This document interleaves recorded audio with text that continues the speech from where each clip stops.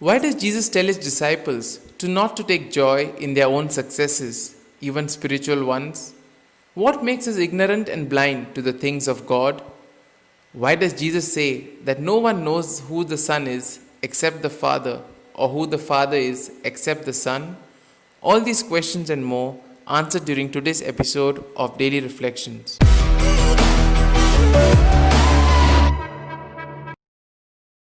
The 70 disciples, sent out with such careful instructions, returned triumphant, amazed that even the demonic powers are subject to them, and Jesus gives them permission, as it were, to rejoice, to savor this moment of victory.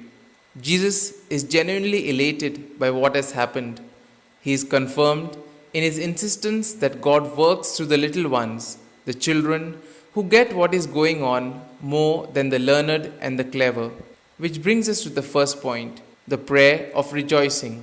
In the prayer that Jesus addresses to the Father, guided by the action of the Spirit, we see the openness of the messianic joy which proclaims the goodness of the Father. This is made evident in the little ones, in the poor, because they have accepted the word transmitted by those sent. Jesus reminds us that valuing ourselves only according to our successes can cause us to miss the essential. God values us more deeply simply because of who we are. Inner contentment, which comes from knowing and loving God, makes us indeed blessed. It is in the sharing of our personalities and gifts that others are healed, and in our very acts of generosity, we enter, often unaware, into the divinity of our own human nature. The prayer of Jesus has its effects on all those who accept this and allow themselves to be wrapped by the goodness of the Father. Which brings us to the next point, the importance of humility. Humility is the only soil where God's grace and truth can take root. Jesus contrasts intellectual pride with childlike simplicity and humility.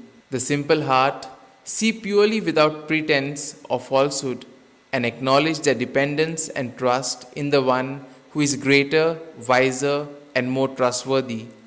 Simplicity of heart is wedded with humility, the queen of virtues, because humility inclines the heart towards grace and truth. The grace of Christ-like humility inclines us towards God and disposes us to receive God's wisdom and help. Nothing can give us greater joy than the knowledge that we are God's beloved and that our names are written in heaven. The Lord Jesus has ransomed us from slavery, sin, and death, and has adopted us as God's beloved sons and daughters. That is why we no longer belong to ourselves, but to God alone. The teaching that Luke intends to transmit to the individual believers is that humility opens to faith. Which brings us to the next point, to know Jesus personally. Jesus makes a claim which no one would have dared to make. He is the perfect revelation of God. He and the Father are perfectly united. Our knowledge of God is not simply limited to knowing something about God, but we can know God personally. Jesus makes it possible for each of us to personally know God as our Father.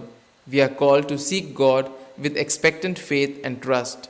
To see Jesus is to see what God is like. In Jesus, we see the perfect love of God, a God who yearns over men and women, who cares intensely for them, and who shows them unceasing kindness, mercy, and forgiveness. That is why the Father sent His only begotten Son, who laid down His life for us on the cross.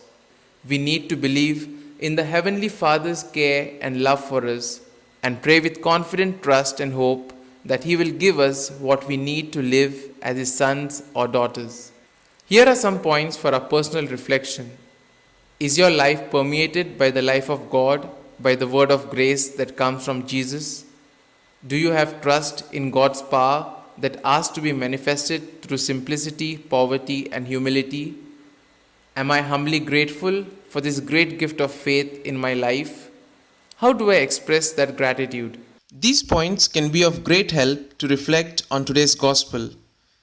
And if you like our reflection, do share the good news of our Lord. Have a good day, and may God bless you all. Amen.